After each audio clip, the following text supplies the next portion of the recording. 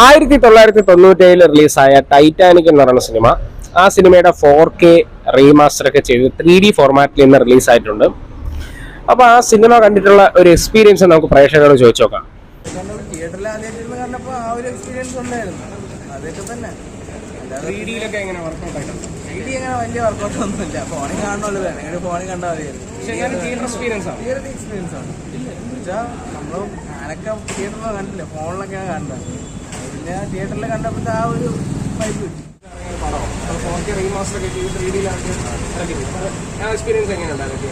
ആദ്യമായിട്ടല്ലേ കയ്യൻ theatre ഒന്ന് കാണുന്നത്. നന്നായിട്ടുണ്ടായിരുന്നു. ഇതിന് മുന്നേ റിലീസ് ചെയ്തിട്ടുണ്ടായിരുന്നു. ഒന്ന് കാണാൻ പറ്റിയില്ല. ഒന്ന് കാണാൻ പറ്റി. കൺട്രി ഇറങ്ങിയത് എക്സ്പീരിയൻസ് ഒക്കെ അടിപൊളിയായിരുന്നു.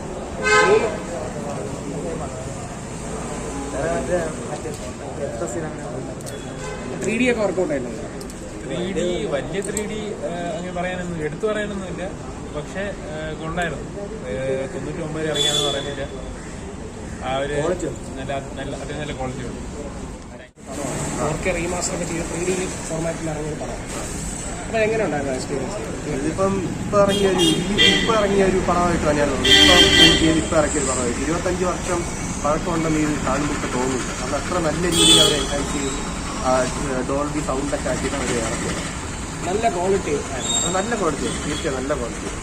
3D ഫോർമാറ്റിലൊക്കെ കണ്ടപ്പോൾ 3D ഇതിന് 3Dക്ക് അത്ര വലിയ പ്രാധാന്യം കൊടുത്തില്ല. പക്ഷെ ആ സ്റ്റോറിയാണ് ഇതിന് കൂടുതൽ പ്രാധാന്യം കൊടുക്കുന്നത്. എന്നാലും 3D 25 വർഷം മുമ്പ് ഇത്ര നല്ല രീതിയിൽ അവർ വിഷ്വൽസ് ഒക്കെ ചെയ്തു നോക്കുമ്പോൾ VFXന്റെ കാര്യമൊക്കെ നോക്കുമ്പോൾ തീർച്ചയായും നല്ല എക്സ്പീരിയൻസ് ആണ് ഞാൻ വിളിച്ചത്. അതെ അതെ.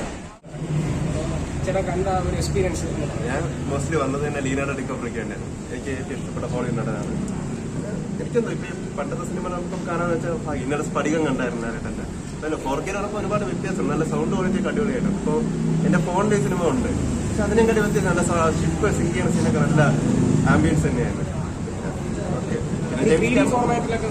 ജനൈസുന്നത് 3D പറ്റി പറയണ്ടല്ലോ. ജനൈസ് അവിടെ നല്ല ആംബിയൻസ്.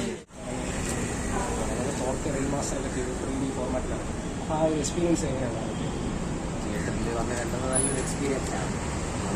ഇത്രയും 25 വർഷത്തോളം മുമ്പ് ഇറക്കിയ മൂവി 4K എക്സ്പീരിയൻസിൽ നമ്മുടെ കാണാൻ പറ്റിയിട്ട് വളരെ സന്തോഷം.